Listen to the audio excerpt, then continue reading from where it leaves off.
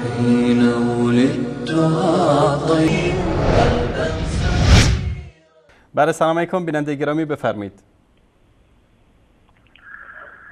سلام عزیز برادر. سلام آقا محمد بزرگوار. فدای تو بشم الهی. زنده باشید، الله مطال حفظتون کنه. من دلم تنگ شد برات، خواستم با صحبت کنم. زنده باشید. حیف از وقتت نیست. الله. حالا نمیدونم سوژه چیه امشب. این تحریف قرآنه. ما کلیپ پخش کردیم از آیت الله کمال حیدری که اعتراف میکرد که بله متاسفانه معتقد به تحریف قرآن هستیم و اینو نمیشه انکار کرد. راست میگه آقای انصاری. گفت یکیش از دوتاش نیست. درست. راست میگه، میاد دوتاش با امام زمان میاد.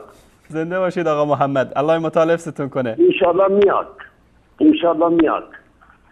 شما همیشه گلی عزیز برادر. زنده باشید آقا محمد، شما بزرگوارید. شما همیشه گلی.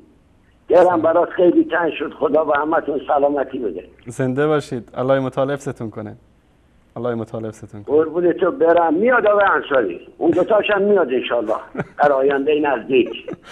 ما هم منتظریم که زودتر بیاد. میاد دوتاش حتما میاد. با انشالله با امام زمان با هم میاد. انشالله. شاید این جمله بیاید، شاید معلوم نیست عزیزم. خدا نگهدارت. تشکر از شما. فدای تو بشم انشالله. تشکر از شما. تشکر از شما. خدا نگهدارت. قربونت برم.